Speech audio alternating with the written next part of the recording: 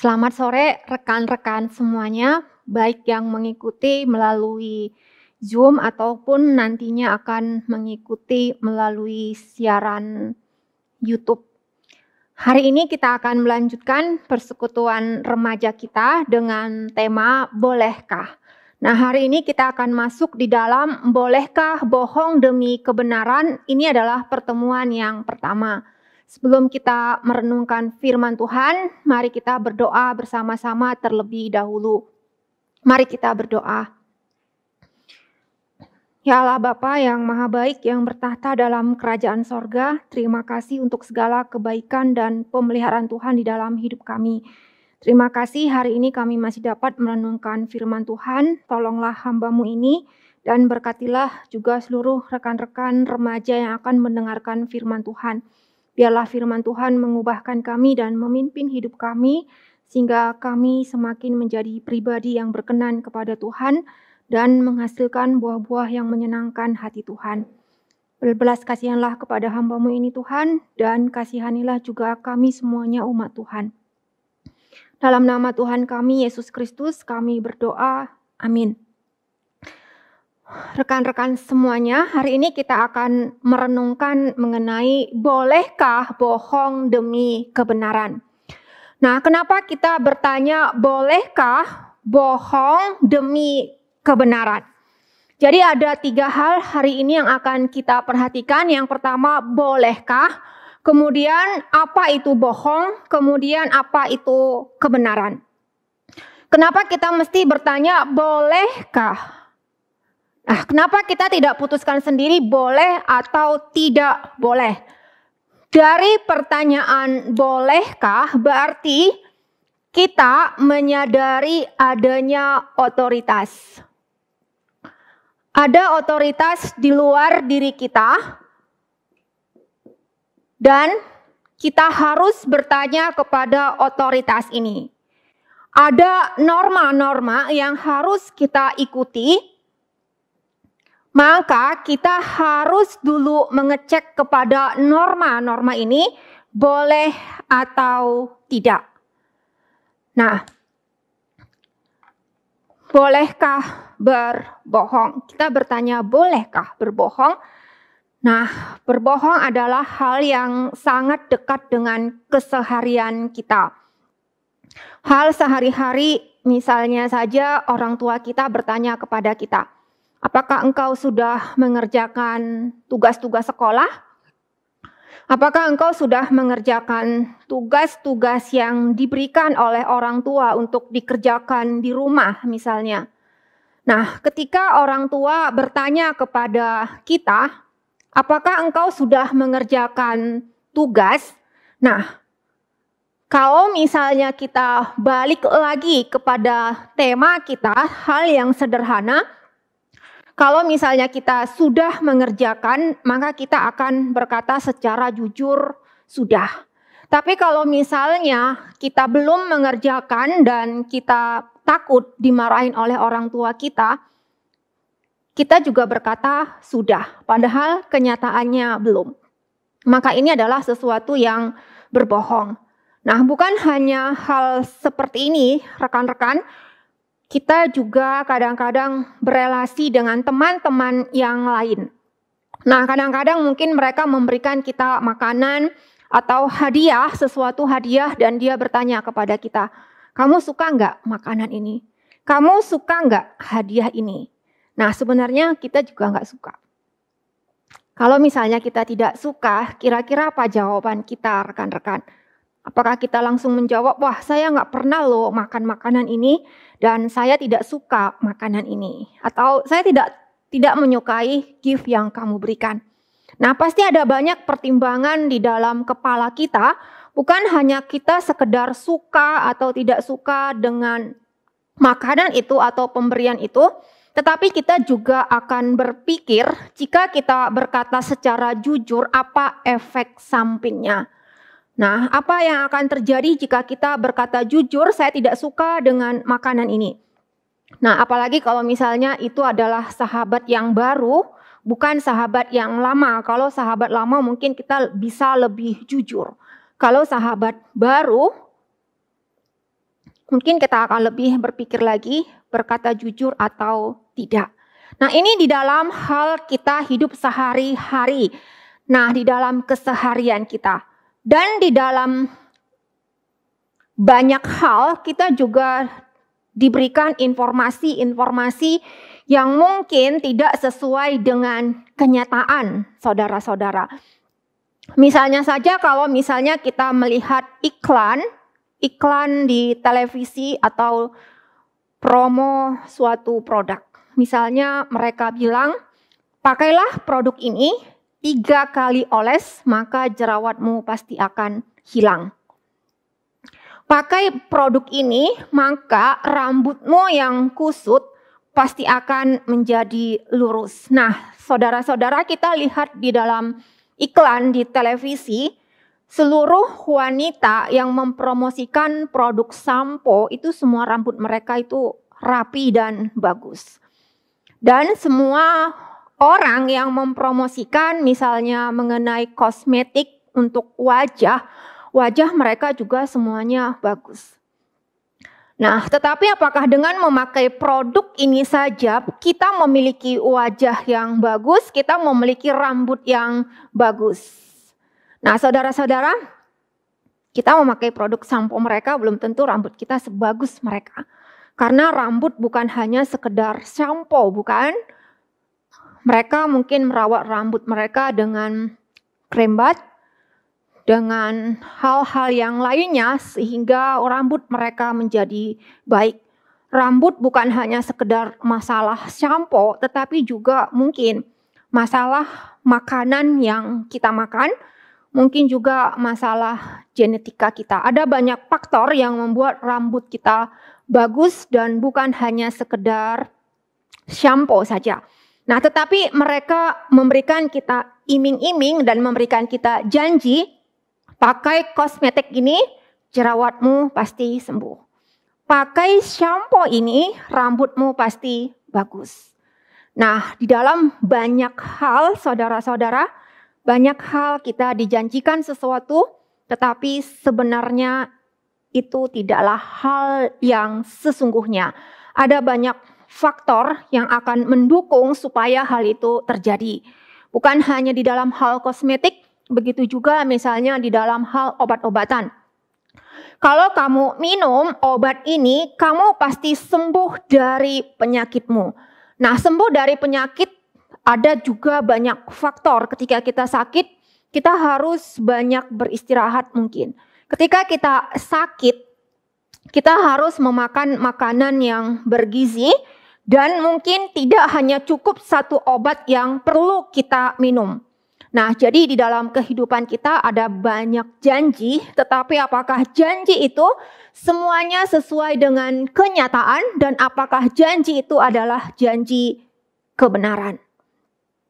Nah, tapi saudara-saudara, di dalam setiap kali kita berkata-kata, itu bukan hanya sekedar kata-kata, bukan?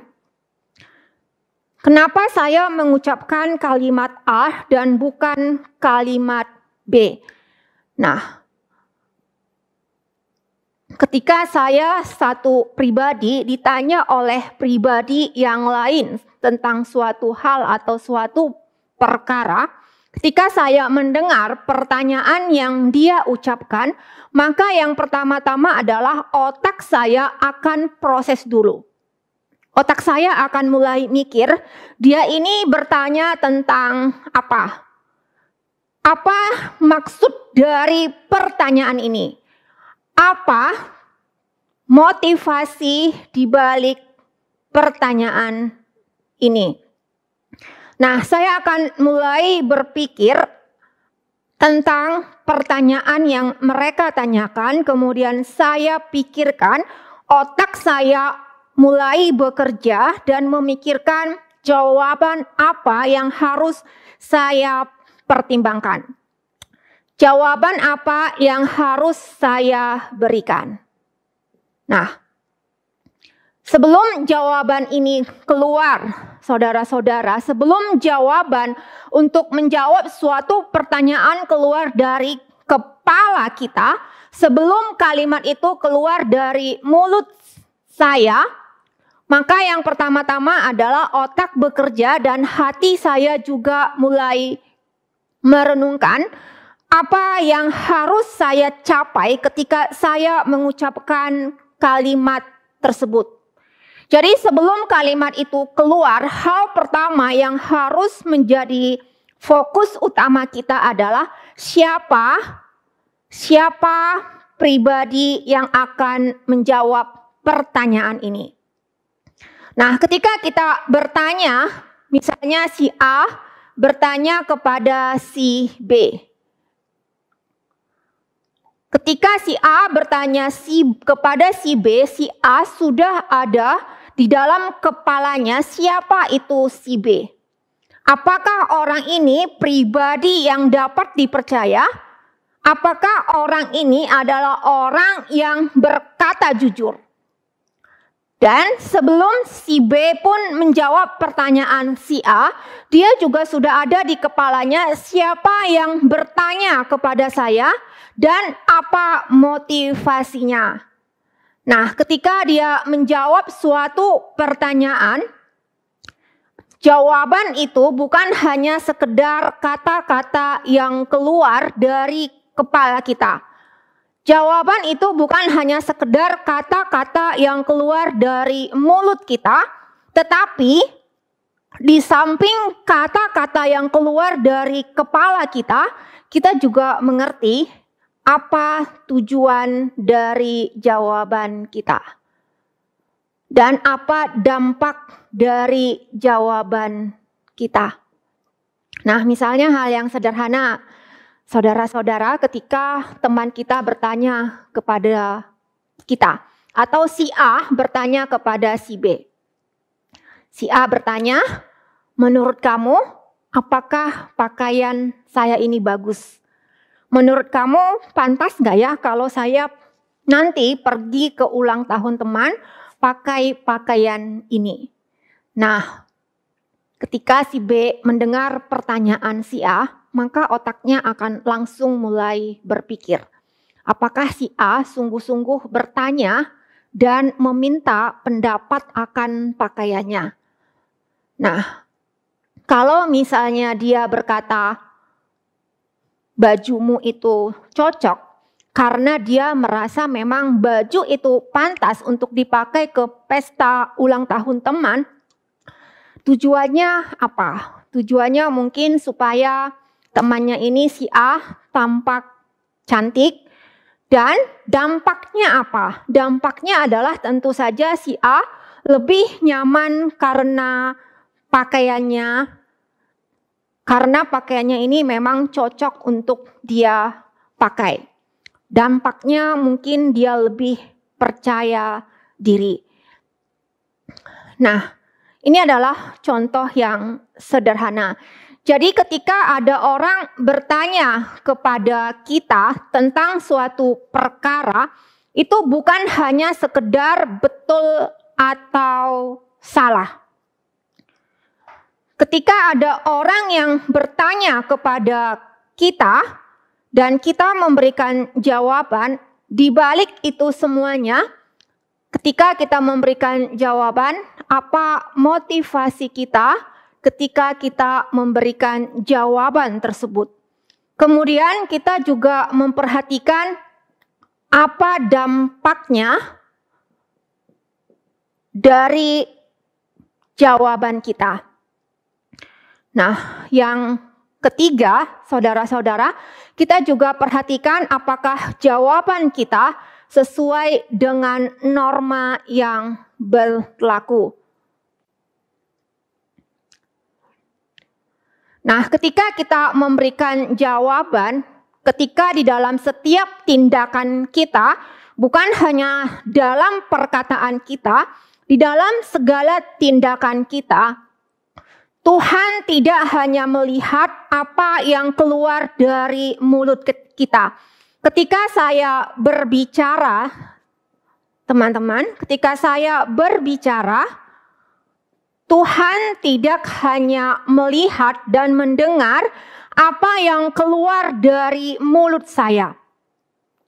Tuhan menilai apa yang keluar dari mulut saya, tetapi Tuhan juga melihat apa motivasi saya ketika saya berkata tentang perkataan itu. Apa tujuan saya ketika saya berkata-kata seperti itu? Yang pertama-tama, apakah kata-kata saya membangun untuk orang lain? Atau kata-kata saya juga bisa untuk hanya sekedar menyenangkan hati saya? Jadi di dalam segala tindakan kita, bukan hanya di dalam kita berbicara, di dalam tindakan kita ketika kita berelasi kepada orang lain, ada kemungkinan 3 hal yang kita perhatikan. Yang pertama adalah apakah tindakan saya atau apakah perkataan saya itu menguntungkan diri saya. Nah, tadi kita kembali ke contoh yang semula ketika teman bertanya kepada kita, menurut kamu bagus nggak ya baju saya ini? Menurut kita mungkin kurang bagus, tetapi supaya kita disenangi oleh teman kita karena kita tahu dia sangat suka dengan pakaian itu. Dia sangat suka dengan pakaian itu, kalau kita berkata jujur mungkin menyakiti hatinya dan mungkin juga merugikan diri kita. Mungkin dia merasa kita kurang menjadi sahabat yang baik. Jadi untuk menjaga diri kita tetap menjadi sahabat yang baik bagi dia, maka kita berbohong. Yang kedua, kita juga mungkin fokus kepada orang lain. Nah, apakah ucapan kita ini menyenangkan orang lain? Apakah ucapan ini menguntungkan bagi diri saya? Apakah ucapan ini menguntungkan bagi orang lain? Apakah tindakan ini menguntungkan bagi saya? Apakah tindakan ini menguntungkan bagi orang lain? Dan yang ketiga, teman-teman, 3 hal yang harus kita perhatikan. Apakah perkataan ini seturut dengan kehendak Tuhan atau tidak? Apa makna ucapan ini terhadap saya sebagai warga negara kerajaan sorga? Dan apa dampak ucapan ini, apa dampak tindakan saya sebagai warga kerajaan Tuhan? Tuhan sebagai Tuhan saya, apakah ucapan saya menyenangkan hati Tuhan? Jadi di dalam setiap tindakan kita, saudara-saudara, di dalam setiap tindakan kita, mungkin saja di dalam setiap tindakan kita, kita hanya memikirkan diri kita. Yang penting saya happy, yang penting saya senang, yang penting itu baik menurut saya. Atau yang kedua, hal ini baik menurut teman. Ini bagus untuk teman-teman saya, dan saya akan menyenangkan teman-teman saya. Asal teman-teman saya suka dan saya akan diterima baik oleh mereka, maka itu bagus. Atau yang ketiga, apa kehendak Tuhan? Nah, kalau misalnya kita lihat pakaian teman kita itu terlalu seksi misalnya, bagi kita sebagai remaja-remaja Kristen, tidak sepantasnya memakai pakaian seperti itu. Itu bukan hanya sekedar bagus atau tidak bagus. Itu bukan hanya sekedar saya suka atau tidak suka. Tetapi di mata Tuhan, apakah kita pantas memakai pakaian seperti itu?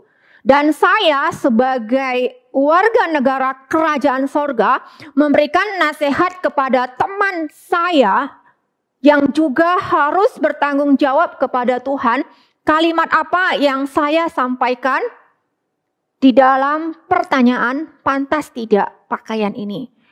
Pantas tidak pakaian ini dipakai menurut norma-norma atau menurut pandangan kacamata Tuhan? Nah, dunia ini menawarkan banyak hal kepada kita.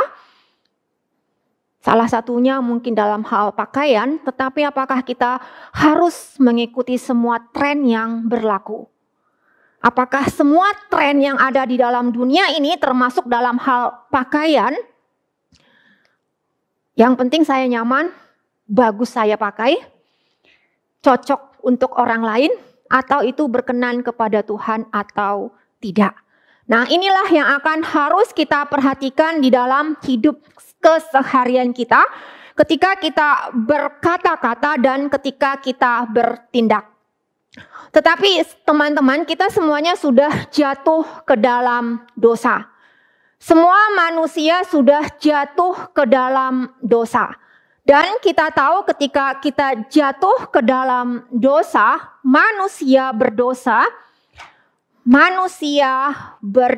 apakah manusia masih mencari otoritas dari Tuhan? Atau hanyalah basa-basi, saudara-saudara? Ketika kita bertanya, bolehkah bohong demi kebenaran? Apakah kita ketika bertanya, bolehkah ini karena kita sungguh-sungguh sadar ada otoritas di atas kita. Ada norma-norma yang harus kita ikuti dan itu harus kita jalankan. Atau hanya sekedar tahu saja. Nah, manusia berdosa, salah satunya adalah kita tidak menyukai otoritas. Kita tidak suka otoritas dan kita pengen menjadi otonom.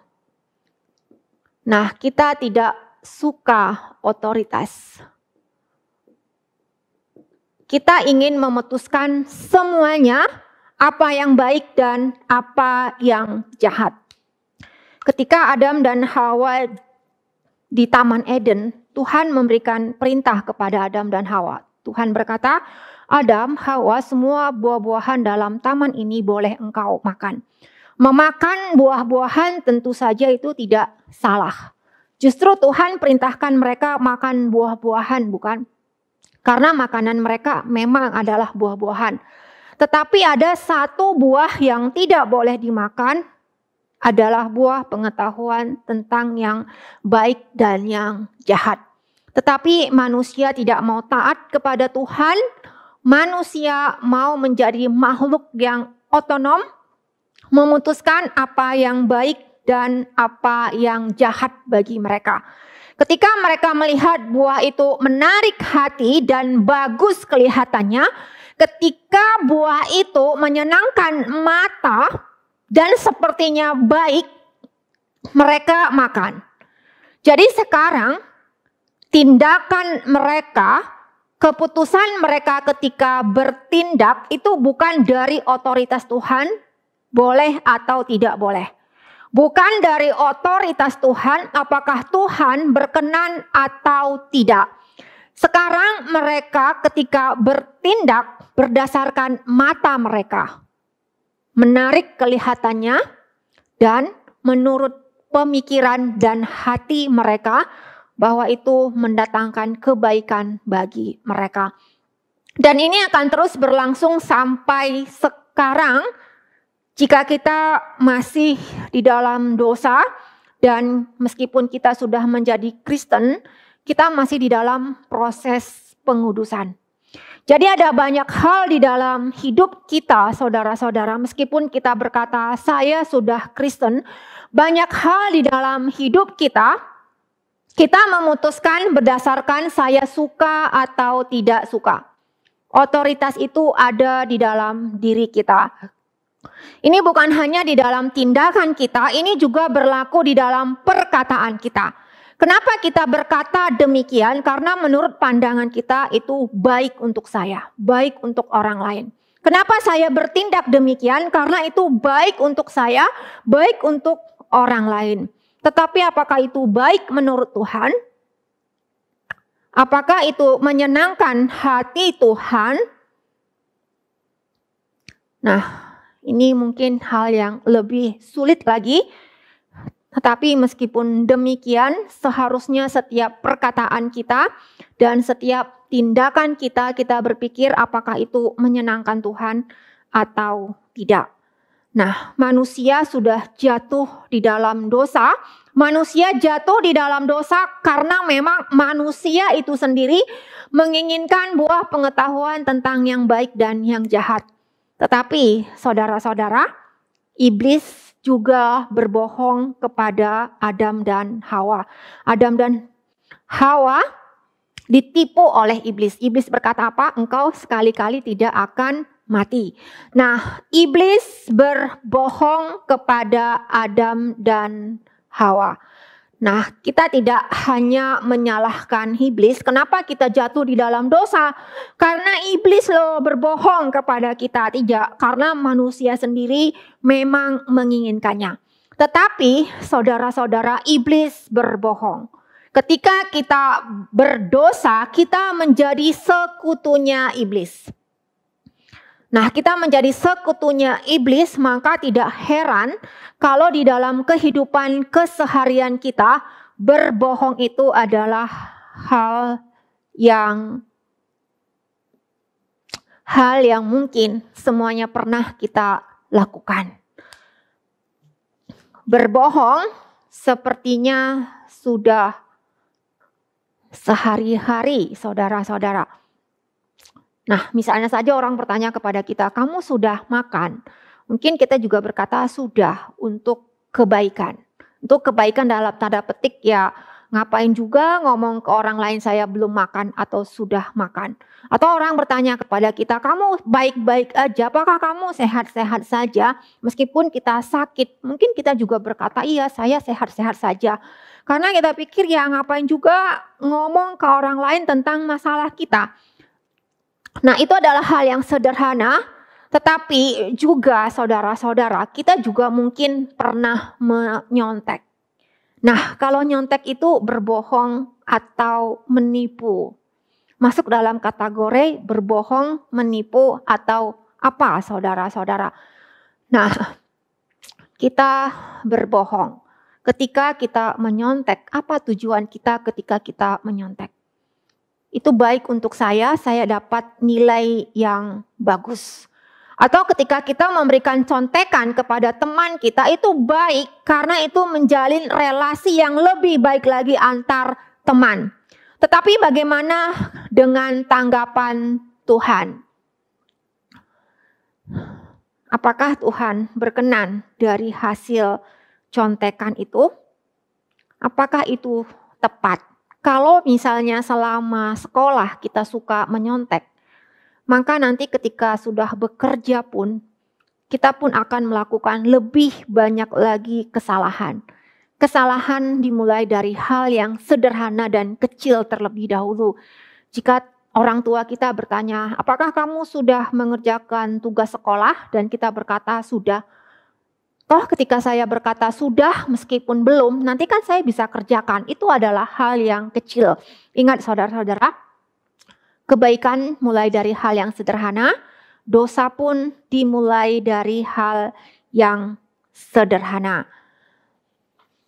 Nah sekarang, tadi kita sudah lihat ketika kita bertanya, bolehkah bohong demi kebenaran? Ada otoritas yang kita percaya, sebenarnya kita percaya ada otoritas, tetapi belum tentu kita mau menaklukkan diri di bawah otoritas ini, bukan? Dan yang kedua, kita adalah manusia yang berdosa. Manusia yang berdosa, fokusnya adalah diri sendiri. Fokusnya adalah apa yang baik untuk saya. Apa yang benar menurut saya.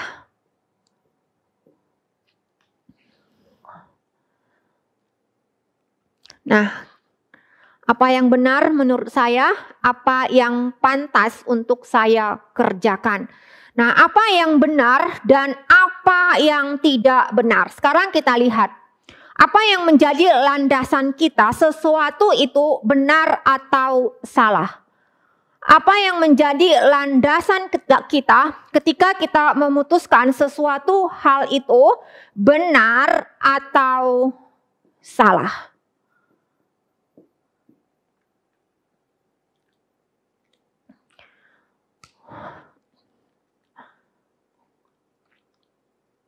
Saudara-saudara, ada banyak hal di dalam hidup kita yang akan mempengaruhi pola pikir kita.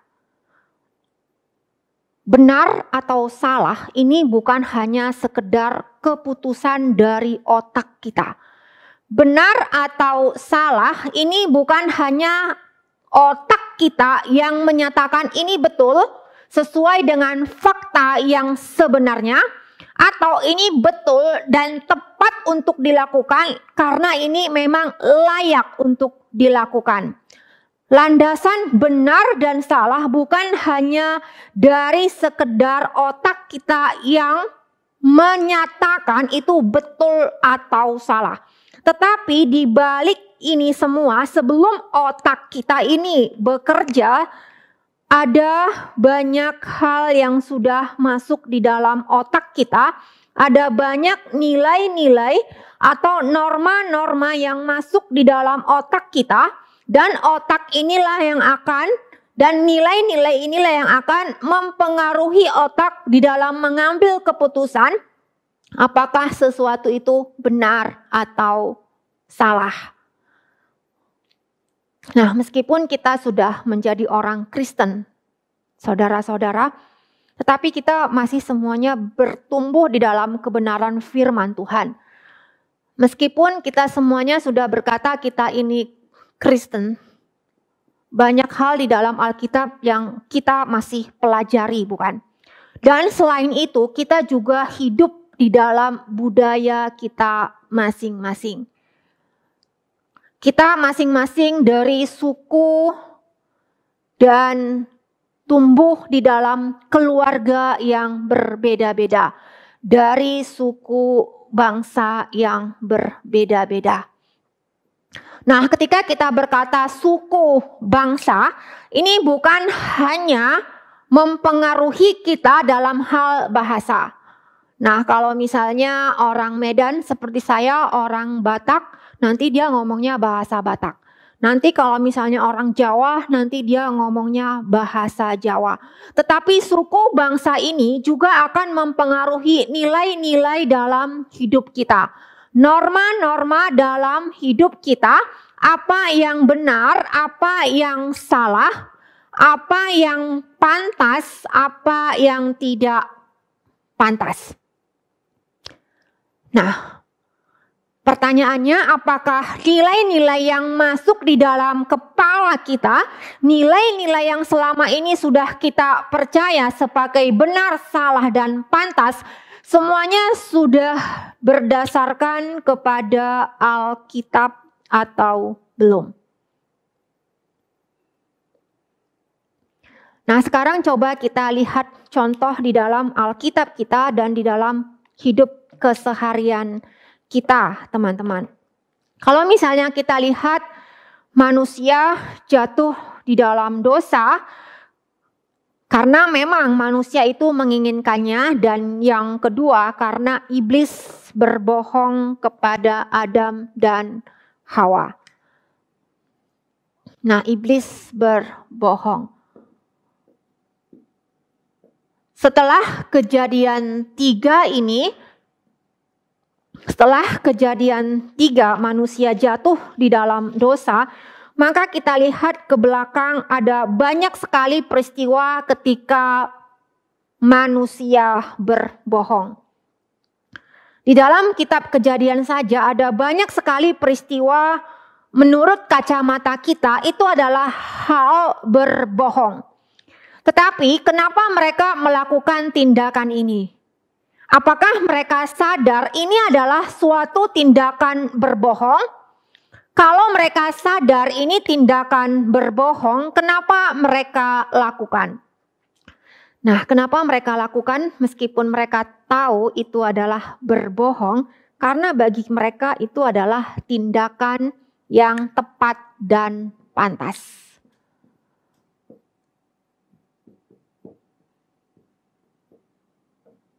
Karena tindakan itu adalah seharusnya dilakukan, karena tindakan itu adalah tindakan yang tepat dan pantas. Nah, contohnya adalah ketika Ribka menipu Ishak. Ketika Ribka menipu Ishak di dalam Kejadian 27, mari kita lihat ini adalah contoh yang pertama. Mari kita buka bersama-sama dari Kejadian 27. Kita tidak membaca semuanya, kita hanya melihat sekilas saja. Kejadian 27, Yakub diberkati Ishak sebagai anak sulung. Teman-teman semuanya, siapa yang menjadi anak sulung dari Ishak sebenarnya?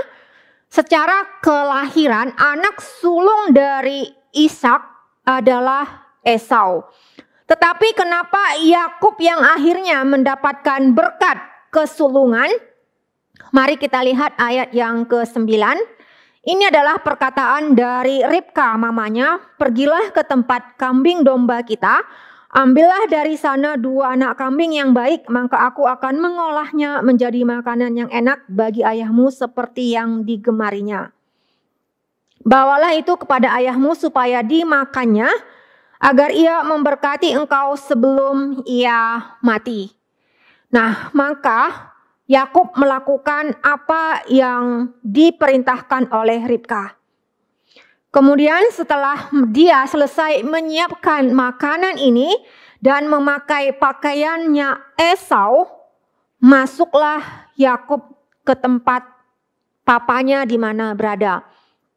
Yakub masuk ke tempat ayahnya serta berkata ayat 18, "Bapa," sahutnya, "ya anakku, siapakah engkau?" Kata Yakub kepada ayahnya, "Akulah Esau anak sulungmu. Telah kulakukan seperti yang Bapa katakan kepadaku, bangunlah, duduklah, dan makanlah daging buruan masakanku ini agar Bapa memberkati aku." Saudara-saudara, kira-kira Yakub tahu nggak ya ini adalah bohong? Yakub tahu. Ribka tahu nggak ya ini adalah bohong? Ribka juga tahu. Tetapi kenapa Yakub dan Ribka tetap menjalankan apa yang mereka kerjakan ini? Karena bagi mereka berbohong ini adalah sesuatu yang tepat dan pantas untuk dilakukan. Sesuatu yang bagi mereka ini benar untuk dilakukan. Kenapa ini sesuatu yang benar untuk dilakukan? Karena Ribka mengasihi Yakub.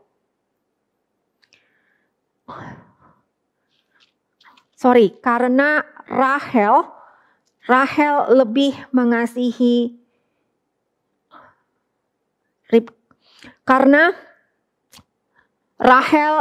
Karena Ribka lebih mengasihi Yakub daripada Esau.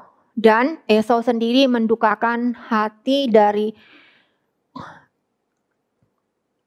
Ribka karena Esau mengambil wanita-wanita yang tidak disukai oleh Ribka menjadi istrinya. Ribka mengasihi Yakub, maka tindakan berbohong adalah tepat dan pantas. Nah, kenapa dia berkata ini tepat dan pantas? Ini meskipun sesuatu yang berbohong layak untuk dilakukan, dari mana keputusannya? Dari diri sendiri, bukan? Mereka memutuskan ini layak dilakukan, keputusannya dari diri sendiri. Nah, yang kedua, coba kita lihat peristiwa Laban menipu Yakub. Nah, tadi Yakub menipu papanya, sekarang Yakub kena tipu. Di dalam Kejadian 29. Karena peristiwa Yakub menipu Ishak, Yakub menipu Esau, maka Yakub harus lari ke tempat pamannya Laban. Nah, setelah tiba di rumah pamannya Laban bertanya kepada Yakub. Ayat 15, Kejadian 29 ayat 15. Laban berkata kepada Yakub, "Masakan karena engkau adalah anak saudaraku, engkau bekerja padaku dengan cuma-cuma, katakanlah kepadaku apa yang patut menjadi upahmu." Nah, kita sudah pasti tahu cerita ini. Teman-teman pasti semuanya sudah tahu cerita ini. Ketika Laban bertanya kepada Yakub, "Apa yang menjadi upahmu?" Tentu saja Yakub menyambut pertanyaan ini dengan sangat sukacita. Yakub cinta kepada Rahel, sebab itu ia berkata, "Aku mau bekerja padamu 7 tahun lamanya untuk mendapatkan anakmu Rahel yang lebih muda itu." Nah, Yakub mau bekerja selama 7 tahun lamanya untuk mendapatkan Rahel, anakmu yang lebih muda itu, karena Yakub mencintai Rahel. Tetapi setelah genap waktunya 7 tahun, teman-teman, 7 tahun ini bukan waktu yang singkat. Kalian di sekolah dasar 6 tahun. Sekolah, kemudian masuk lagi SMP, SMA. Sekolah dasar 6 tahun itu lama sekali, saudara-saudara. Bayangkan, 7 tahun dia harus bekerja untuk mendapatkan Rahel. Ini adalah perjuangan yang berat. Ini bukan hal yang sederhana, karena dia membayarnya dengan bekerja setiap hari menjaga kambing domba Laban dan memastikan bahwa kambing domba itu harus dalam keadaan baik-baik saja dan menguntungkan bagi Laban.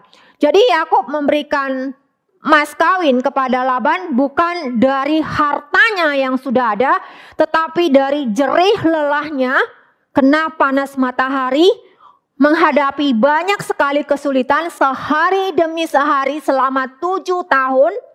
6 tahun kalian di sekolah dasar plus 1 tahun lagi, 7 tahun, lama sekali untuk mendapatkan Rahel. Tetapi apa yang terjadi ketika 7 tahun itu sudah genap? Ayat 23. Tetapi pada waktu malam diambilnyalah Lea anaknya lalu dibawanya kepada Yakub. Setelah genap 7 tahun bukannya Rahel yang dibawa tetapi Lea. Nah, apa tindakan Yakub? Saudara-saudara, mari kita lihat ayat 25. Tetapi pada waktu pagi tampaklah bahwa itu Lea, lalu berkatalah Yakub kepada Laban. Yakub protes kepada Laban. Dia berkata apa? "Apakah yang kau perbuat terhadap aku ini? Bukankah untuk mendapat Rahel aku bekerja padamu? Mengapa engkau menipu aku? Kenapa engkau membohongi aku? Kamu bilang kamu akan memberikan Rahel kepadaku setelah aku bekerja genap 7 tahun. Dari awal, apakah Laban memang berencana pasti akan memberikan Rahel atau Lea? Atau dia sudah berencana jauh-jauh hari, Lea lah yang akan dia lebih dahulu berikan kepada Yakub. Tetapi paling tidak saudara-saudara, ketika hari pernikahan itu tiba, Laban memberikan Lea kepada Yakub. Kemudian apa jawaban Laban terhadap pertanyaan dari Yakub? Jawabannya adalah tidak biasa orang berbuat demikian di tempat ini, mengawinkan adiknya lebih dahulu dari kakaknya. Nah, tidak biasa di tempat kami. Jadi apa yang menjadi landasan dari keputusan Laban adalah budaya setempat. Budaya setempat dan dirinya sendiri. Nah, kenapa Laban mau menipu Yakub? Karena menurut Laban tidak baik memberikan adiknya lebih dahulu kepada Yakub, tidak baik memberikan anak yang lebih muda terlebih dahulu, menikahkan anak yang lebih muda terlebih dahulu, baru anak yang tua. Itu tidak baik. Tidak baik bagi seorang papa menikahkan anak yang sulung terlebih dahulu. Nah, jadi ini terkait dengan kepentingan dirinya Laban. Dan Laban memberikan jawaban, ini tidak sesuai dengan budaya. Jadi ketika Ketika hal ini terjadi, saudara-saudara, apakah mereka mengambil keputusan apakah berbohong demi kebenaran itu boleh? Apa yang menjadi landasan kebenaran mereka? Landasan kebenaran bagi mereka, landasan ketika mereka mengambil keputusan adalah Ribka mengambil keputusan berdasarkan dirinya sendiri. Anak ini anak yang saya kasihi. Yakub lebih baik daripada Esau. Maka Yakub pantas mendapatkan berkat. Mendapatkan berkat dari berbohong, ya nggak apa-apa dong. Itu pantas dan tepat. Begitu juga dengan Laban dan Yakub. Kenapa Laban membohongi Yakub? Karena hal itu adalah tindakan yang tepat dan pantas. Tidak pantas dan tidak tepat kalau seorang papa menikahkan anak yang lebih muda terlebih dahulu. Maka nggak apa-apa dong menipu dan berbohong demi sesuatu yang tepat dan pantas itu boleh. Jadi saudara-saudara ketika kita bertanya, bolehkah bohong demi kebenaran?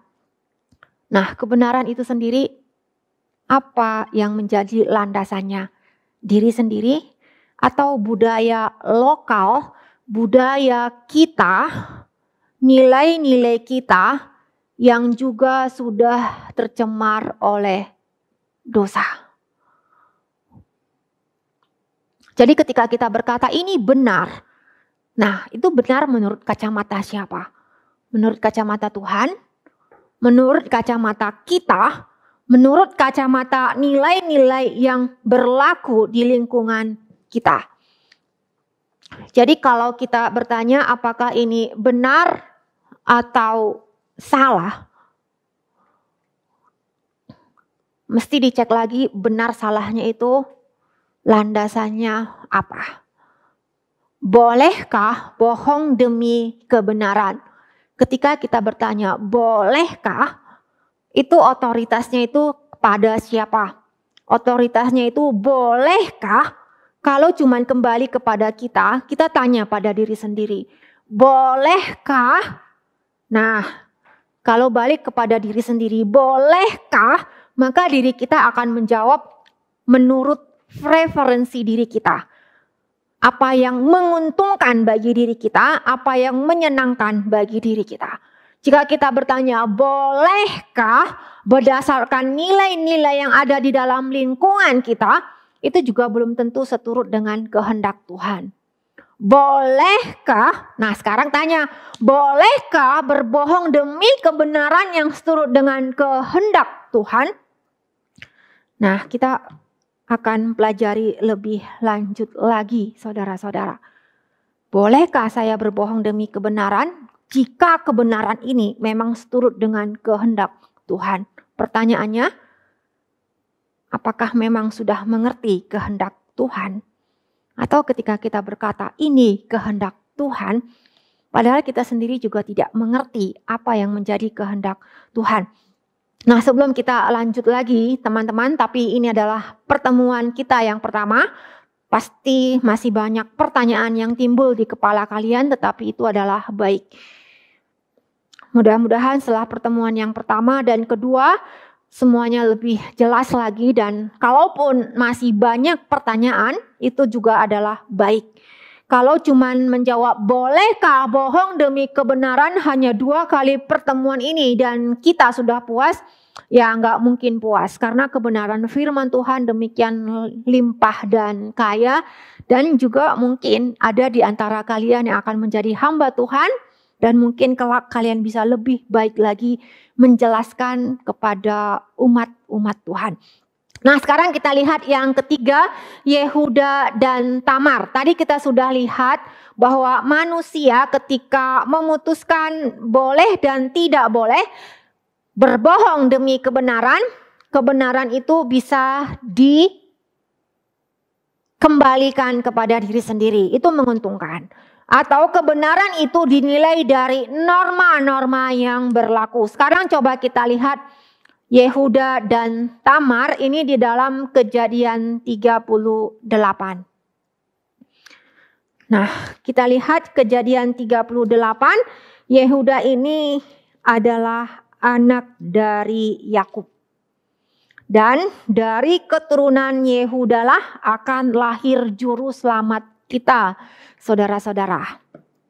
Raja Daud itu adalah keturunan dari Yehuda, dan Yesus Kristus juga adalah keturunan dari Yehuda. Jadi Yehuda adalah suku yang besar, mendapatkan anugerah yang luar biasa dari Tuhan. Nah, saudara-saudara, kalau misalnya ketika kita mendengar Tuhan Yesus lahir dari suku Yehuda, nah, apa yang kalian harapkan dari suku Yehuda? Wow, ini adalah suku leluhur yang baik sekali. Pasti orang baik dapat anugerah dari Tuhan. Nah, sekarang coba kita lihat, teman-teman. Atau apakah anugerah Tuhan tiba kepada orang-orang yang tidak sempurna? Anugerah Tuhan bukan siapa manusia, tapi siapa Tuhan. Tuhan memberikan anugerah yang luar biasa kepada Yehuda, meskipun di dalam hal ini kita melihat Yehuda bukanlah orang yang bijak, saudara-saudara. Kejadian 38, ini adalah kisah Yehuda dan Tamar. Nah, Yehuda ini memiliki 3 orang anak. Dia punya 3 orang anak laki-laki. Nah, anak yang pertama menikah dengan Tamar. Jadi Tamar ini adalah menantunya Yehuda. Anak yang pertama sudah menikah dengan Tamar, tetapi anak yang pertama ini meninggal.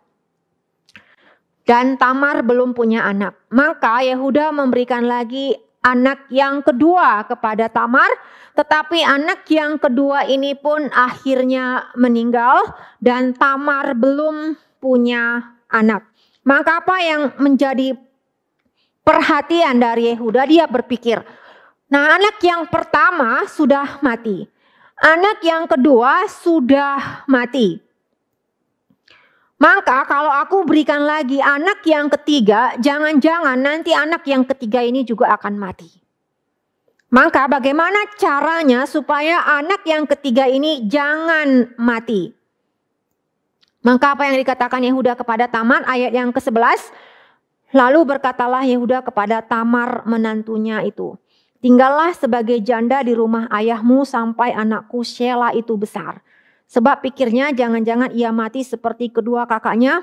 Maka pergilah Tamar dan tinggal di rumah ayahnya. Nah, Yehuda berkata kepada Tamar, kedua anakku sudah mati. Sedangkan anak yang ketiga Shelah ini masih kecil. Nah, sekarang kamu pulang dulu ke rumah orang tuamu. Nanti kalau Shelah sudah besar, aku akan memberikannya kepadamu menjadi suamimu. Ini adalah hal yang berlaku pada zaman itu, saudara-saudara. Dan kita tidak bisa hanya meniru pola ini secara literal pada zaman sekarang. Kita benar-benar harus melihat mengenai konteks pada zaman ini. Konteks pada zaman ini, jika saudara laki-laki meninggal, memang saudara yang lain akan menjadi suaminya. Nah, sekarang Tamar melihat bahwa Shelah sudah besar. Tamar melihat bahwa Shelah sudah besar, tetapi Yehuda tidak memberikan Shelah kepada Tamar. Maka apa yang menjadi tindakan Tamar, saudara-saudara? Suatu kali ketika Yehuda akan pergi dan istri dari Yehuda ini sudah meninggal. Istri dari Yehuda sudah meninggal dan Yehuda pergi untuk menggunting bulu domba-dombanya. Istrinya sudah meninggal, dia sudah menyelesaikan masa berkabung dan dia pergi untuk menggunting bulu-bulu domba-dombanya. Maka Tamar pura-pura menjadi pelacur. Tamar pura-pura menjadi pelacur dan Yehuda mengambil Tamar. Ketika ketahuan bahwa Tamar mengandung, tentu saja Yehuda marah kepada Tamar karena dia menilai Tamar melakukan tindakan yang tidak tepat. Tetapi apa jawaban Tamar, saudara-saudara? Apa jawaban Yehuda ketika Yehuda tahu bahwa anak yang dikandung oleh Tamar adalah anak Yehuda sendiri? Dia berkata ayat 26, Yehuda memeriksa barang-barang itu lalu katanya, bukan aku tetapi perempuan itu yang benar, karena memang aku tidak memberikan dia kepada Shelah anakku. Yehuda berkata bahwa Tamar yang benar. Saya yang salah karena aku tidak memberikan Shelah kepada Tamar. Maka ketika Tamar pula-pula menjadi pelacur dan dihampiri oleh Yehuda, Tamar menjadi hamil dan mengandung anaknya Yehuda. Yehuda berkata apa? Tamarlah yang benar. Saudara-saudara, ketika saudara-saudara mendengar kalimat ini, saudara-saudara mungkin berkata, hah? Tamar benar? Benar dari mana dia? Bukankah dia sudah menipu Yehuda? Itu salah yang pertama. Bukankah dia sudah menjadi pura-pura jadi pelacur? Itu salah yang kedua. Nah, sekarang dari mana Tamar menjadi benar? Dari konteks pada zaman itu. Karena memang seharusnya Yehuda memberikan Shelah kepada Tamar. Mungkin hari ini tidak jelas mengenai hal ini semuanya, tetapi yang menjadi sorotan kita adalah ketika Yehuda berkata Tamar benar, perkataan benar itu landasannya apa?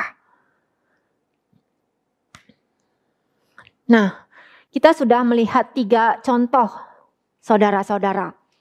Kita sudah melihat 3 contoh. Mereka berkata ada peristiwa kebohongan di sana.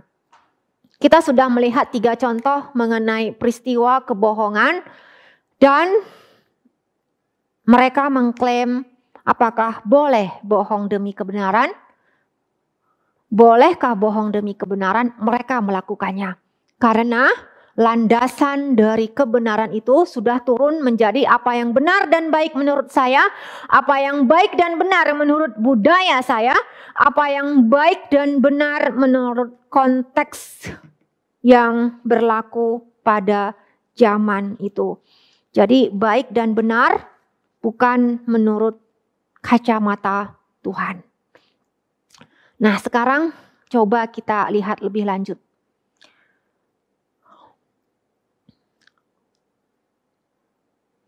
Nah, kalau misalnya kita lihat di dalam Kamus Besar Bahasa Indonesia, teman-teman, apa itu benar?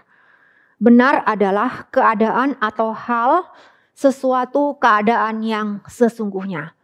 Menurut Kamus Bahasa Indonesia, benar itu adalah sesuatu hal yang sebagaimana adanya. Sesuatu hal sesuai dengan yang sesungguhnya, atau sesuatu yang sungguh-sungguh benar ada, atau yang diajarkan oleh agama.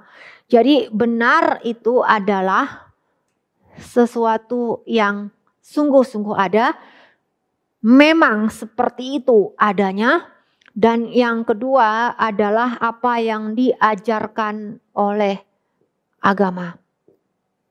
Ini tentu saja secara ringkas ya. Nah, tetapi apakah kebenaran hanya sebatas ini, saudara-saudara? Ketika kita lihat apa itu kebenaran? Jika kita bertanya apa itu kebenaran? Apakah pertanyaan apa itu kebenaran? Hanya ada kata apa? Seperti ketika Pilatus bertanya kepada Tuhan Yesus, teman-teman, apa itu kebenaran? Tetapi kebenaran itu bukan hanya sebatas apa itu kebenaran, tetapi adalah siapa itu kebenaran. Kebenaran bukan hanya sekedar apa, tetapi yang paling penting siapa itu kebenaran. Mari kita lihat Yohanes 14 ayat 6. Yohanes 14 ayat 6. Saya bacakan kepada kita semuanya. Teman-teman, Yohanes 14 ayat 6. 14 ayat 6. Kata Yesus kepadanya, "Akulah jalan dan kebenaran dan hidup." Yesus berkata, "Akulah kebenaran." Kemudian kita lihat lagi, satu lagi teman-teman, dari Yohanes yang pertama. Yohanes yang pertama ayat 17. Yohanes yang pertama ayat 17, saya bacakan. "Hukum Taurat diberikan oleh Musa, tetapi kasih karunia dan kebenaran datang oleh Yesus Kristus." Dia bilang apa? Hukum Taurat dari Musa. Tetapi kasih karunia dan kebenaran datang dari Yesus Kristus. Sekarang kalian perhatikan, hukum Taurat dari Musa, tetapi kebenaran datang dari Yesus Kristus. Apakah hukum Taurat itu salah? Di sini ketika Tuhan berbicara tentang kebenaran, ini bukan berkata bahwa hukum Taurat ini salah atau tidak benar. Tetapi hukum Taurat itu tidak sempurna. Dan kesempurnaan dan kegenapan dari janji Tuhan Yesus itu dari kesempurnaan dan kegenapan dari janji Tuhan kepada kita itu dari Yesus Kristus. Teman-teman, kebenaran bukan sekedar apa. Kebenaran adalah siapa. Siapa yang bisa menyatakan kebenaran adalah pribadi yang benar.